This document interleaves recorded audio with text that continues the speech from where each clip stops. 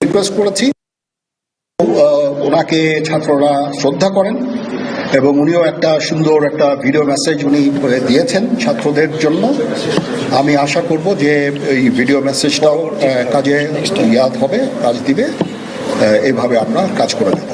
সবাই ভালো থাকেন, সবাইকে ধন্যবাদ। এখানে আপনারা যত প্রশ্ন করতে থাকবেন আমাকে দেরি করাবেন। It is too early. আমরা কাজ করছি, আমাদের একটু কাজ করতে দেন, একটু সময় দেন। আমরা একটা সলিউশনের মধ্যে আমরা যাব ইনশাআল্লাহ। হ্যাঁ, আপনারা সবাই যারা আন্দোলনরত, যারা ছাত্ররা আছেন, আন্দোলনরত যত লোকজন আছেন, দয়া করে ঘরে ফিরে যান। সবাই ভালো থাকেন, আল্লাহ আমাদের মঙ্গল করুক। আল্লাহ হাফেজ। দর্শক, আমরা জনগণের উদ্দেশ্যে বক্তব্য রাখছিলেন সেনাপ্রধান জেনারেল ওয়াকারুজ্জামান, তার বক্তব্য দেখছিলাম। আমরা আবারও ফিরে যাচ্ছি গণভবনের ফুটেজে। আমরা একটি ফুটেজ দেখতে পাচ্ছি যেখানে প্রধানমন্ত্রী শেখ হাসিনা হেলিকপ্টারে করে দেশ ছাড়ার যে দৃশ্যটি সেটা আমরা দেখতে পাচ্ছি।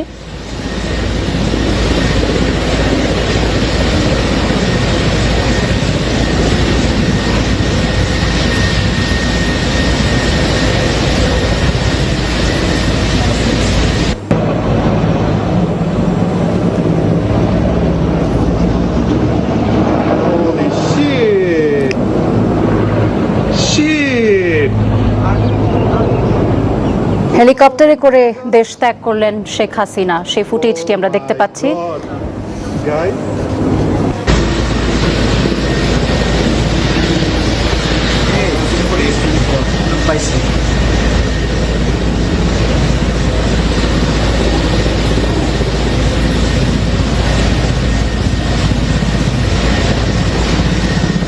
এটি গণভবনের একটি ফুটেজ যেখানে স্পষ্ট দেখা যাচ্ছে শেখ হাসিনা উনি দেশ ত্যাগ করার সময় যে মুহূর্ত হেলিকপ্টারে করে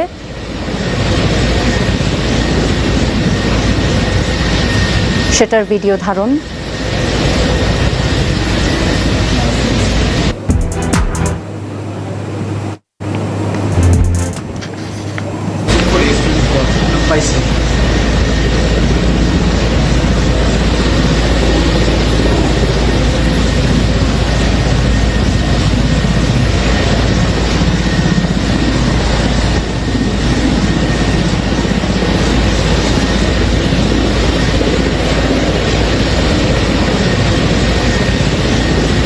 দর্শক, আবারও বলছি, আমরা ফুটেজ দেখছি গণভবন থেকে শেখ হাসিনা যখন দেশ ত্যাগ করলেন সেই ভিডিও ধারণ, সেই ফুটেজটি আমরা দেখছি।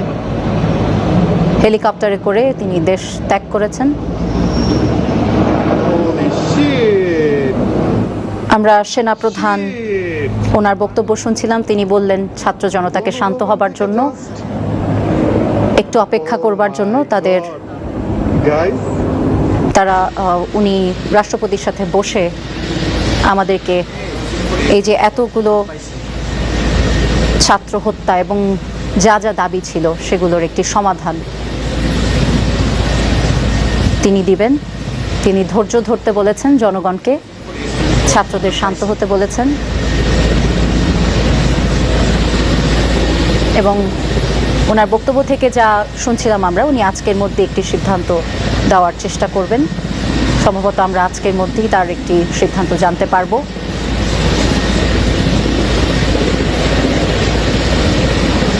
আমরা ফুটেজ দেখছি গণভবন থেকে শেখ হাসিনা হেলিকপ্টারে করে দেশ ত্যাগ করছেন সেই দৃশ্য।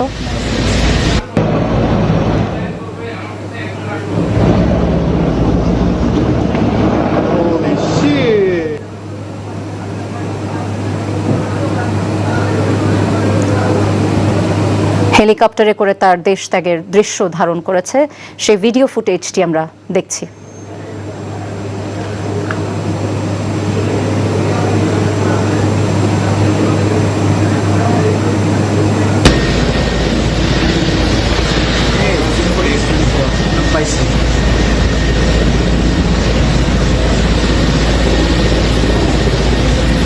আমরা এই একই ভিডিও ফুটেজ দেখানোর চেষ্টা করছি বারবার, কারণ জনগণ হয়তো এই মুহূর্তটি দেখবার জন্য অপেক্ষা করছিল। কিছুক্ষণ আগে আমরা সেনাপ্রধান ওনার বক্তব্য শুনছিলাম। উনি প্রধান সব রাজনৈতিক দলের নেতৃবৃন্দের সঙ্গে বসেছিলেন এবং সব সমস্যার একটি সুরাহা, একটি সমাধান দেওয়ার জন্য উনি সবাইকে শান্ত হতে বলেছেন এবং ধৈর্য রাখতে বলেছেন।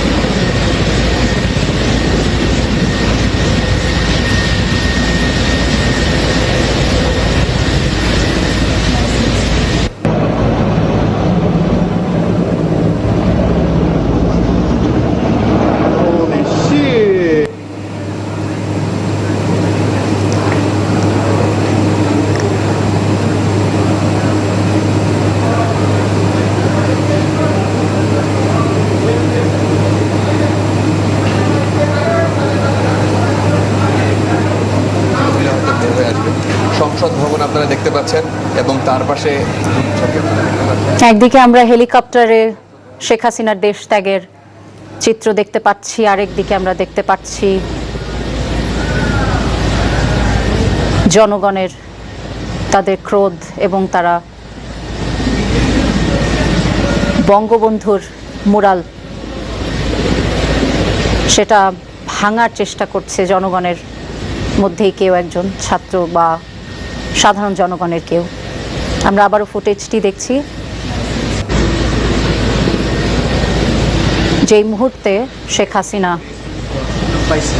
হেলিকপ্টার করে দেশ ত্যাগ করেছেন।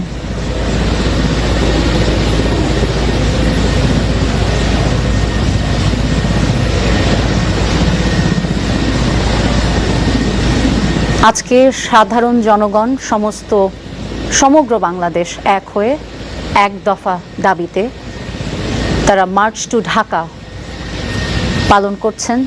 এই মুহূর্তে সারা দেশের জনগণ, জনস্রোত রাজধানী ঢাকায়। তাদের গন্তব্য ছিল গণভবন। আমরা গণভবনেরও বেশ কিছু ফুটেজ দেখেছি যেখানে জনসাধারণের অবাধ বিচরণ, তাদের বক্তব্য, তাদের দাবি কী ছিল সেই সম্পর্কে জানলাম আমরা। তাদের অভিযোগ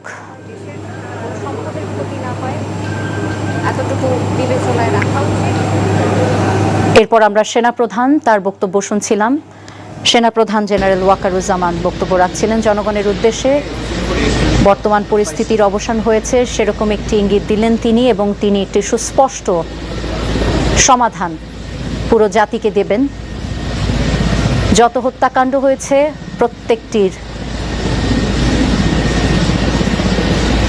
প্রত্যেকটির ব্যবস্থা করা হবে।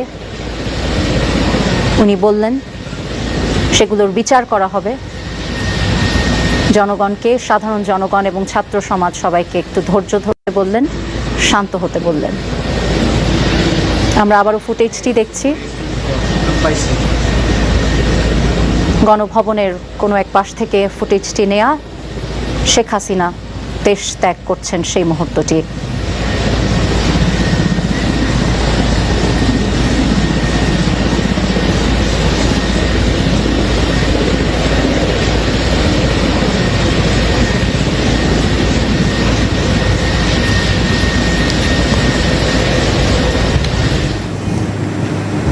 দর্শক, আমরা চলে যাচ্ছি আমাদের সহকর্মী তামজিদ সুমন তার কাছে, সরাসরি যুক্ত হচ্ছি। তামজিদ, শেখ হাসিনা চলে যাবার পর বা দেশ ত্যাগের পরে আপনার কাছে কি তথ্য আছে এই মুহূর্তে আমাদেরকে জানাবেন।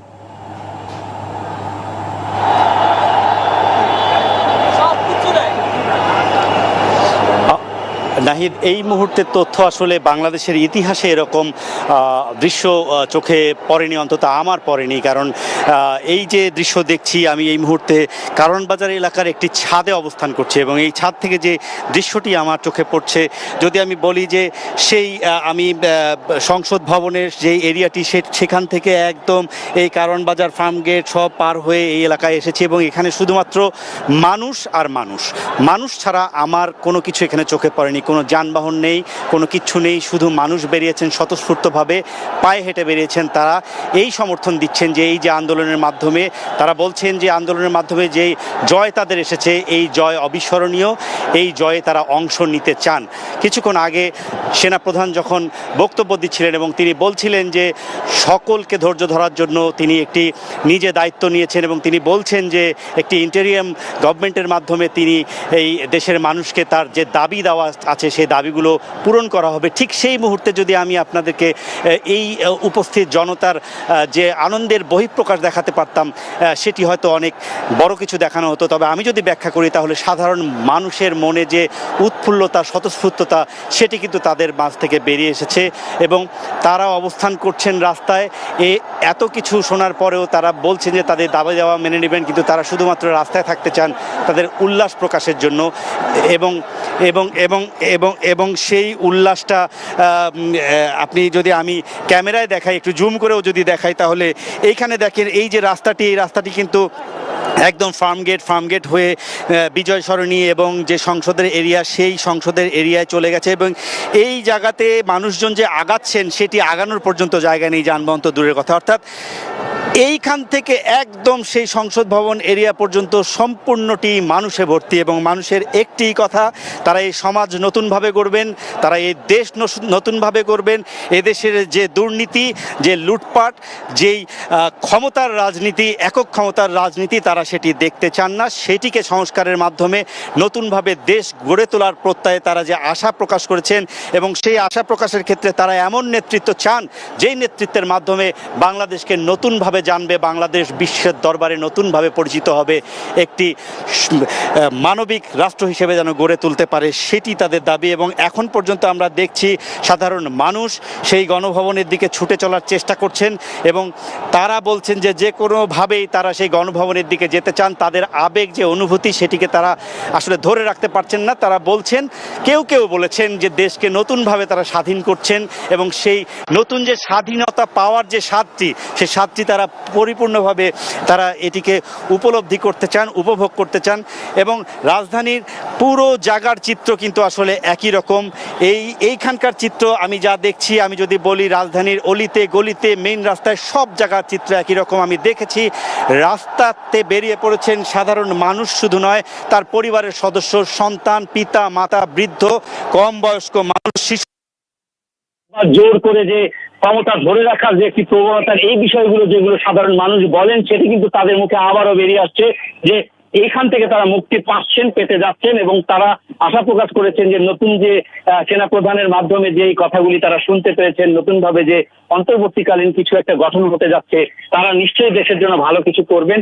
একটি জিনিস তারা বলেছেন, আমি কথা বলেছি, তারা বলেছেন তারা কোনো নির্দিষ্ট রাজনৈতিক দলের ক্ষমতাকে নিয়ে আসার জন্য তারা এই আন্দোলন করেননি, নির্দিষ্ট কোনো রাজনৈতিক দলকে বসানোর জন্য তারা আন্দোলন করেনি। তারা আন্দোলন করেছেন সামাজিক এবং রাষ্ট্রের একটি সংস্কারের জন্য, যে সংস্কারে বাংলাদেশের সাধারণ মানুষ শান্তি পাবে, যে সংস্কারে বাংলাদেশের সার্বিকভাবে উন্নয়ন হবে, কোনো একক পকেট ভর্তি না করে দেশের উন্নয়নে সরকার কাজ সংস্কারে বাংলাদেশের সার্বিকভাবে উন্নয়ন হবে, কোনো একক পকেট ভর্তি না করে দেশের উন্নয়নে সরকার কাজ করবে।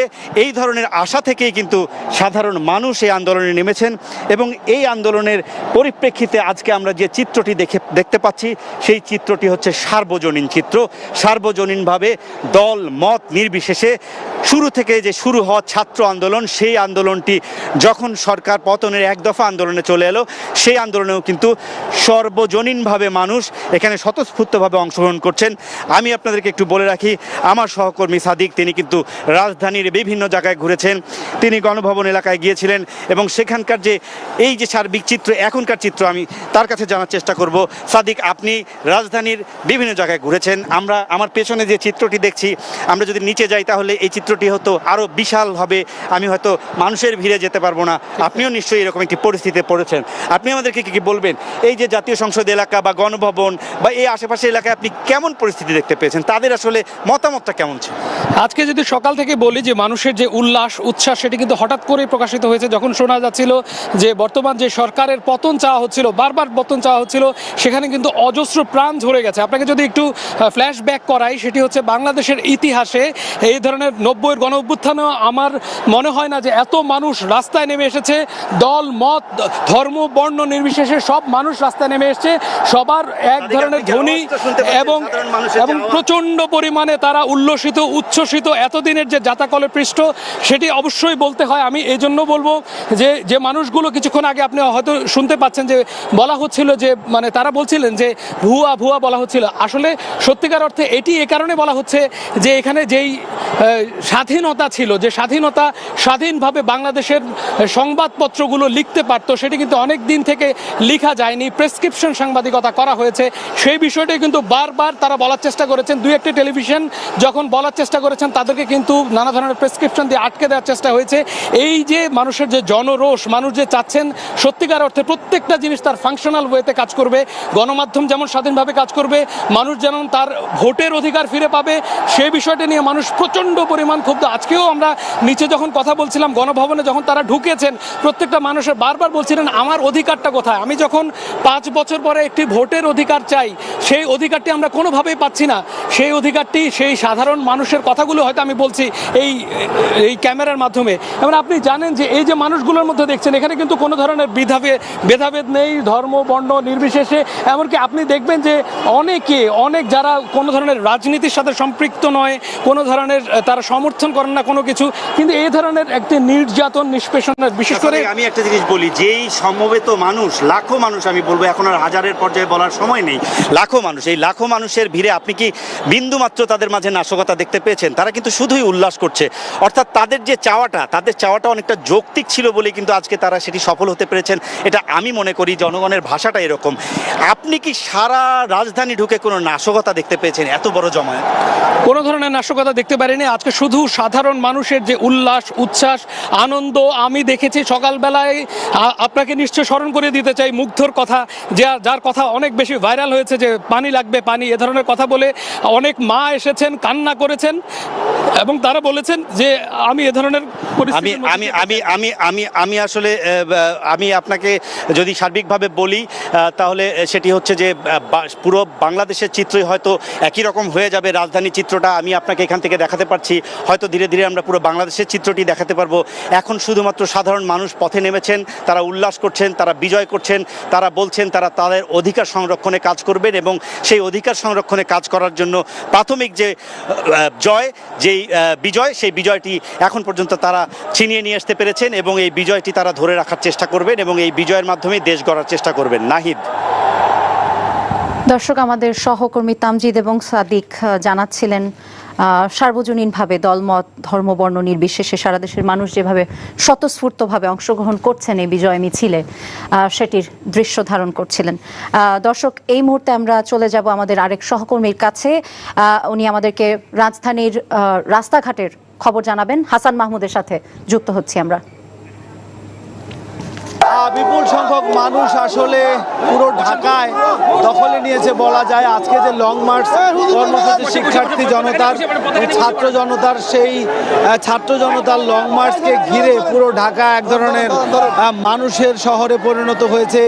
এই যে জাদুর শহর ঢাকা, সেই ঢাকার মানুষ আজ পথে পথে দেখেছে যে তাদের যে উত্তাল আন্দোলন, সেই আন্দোলনে বিপুল সংখ্যক মানুষের যে সমাগম, সেই সমাগমে আমরা দেখেছি এই বহরে যুক্ত হয়েছে সকল শ্রেণী পেশার মানুষ, সকল বর্ণ ধর্মের মানুষ এবং এখানে কোনো ভেদাভেদ নাই।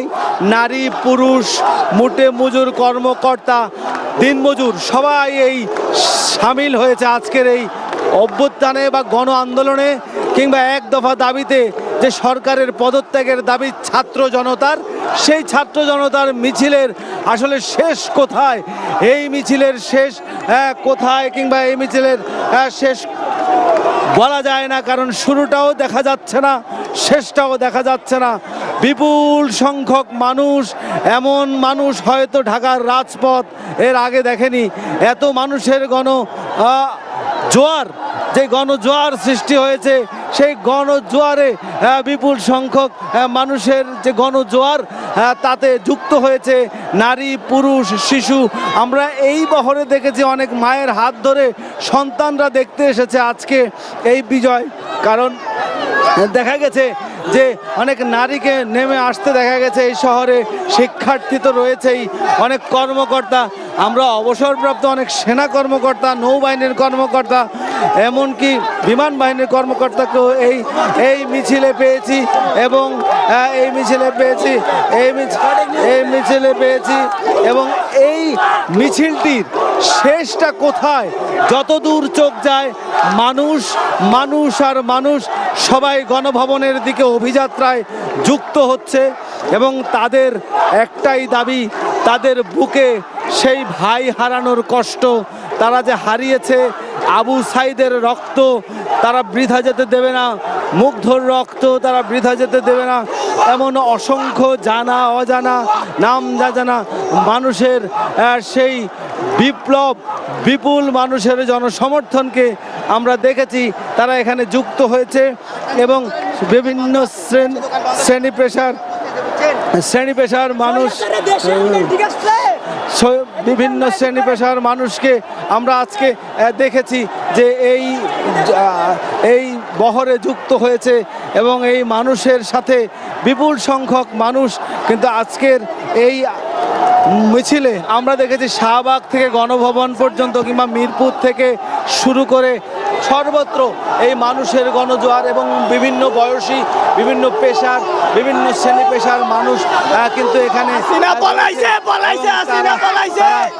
তাদের আন্দোলনকে একটি পর্যায়ে, যৌক্তিক পর্যায়ে তারা নিতে পেরেছে। এটি হচ্ছে তাদের দাবি এবং তারা বলছে যে বিপুল সংখ্যক মানুষ কিন্তু এই জনস্রোত। দর্শক, আমরা আবারও আমাদের আরেক সহকর্মী তামজিদ সুমনের কাছে যাচ্ছি, যুক্ত হচ্ছি তার সাথে। তামজিদ, আমাকে কিউ দাও।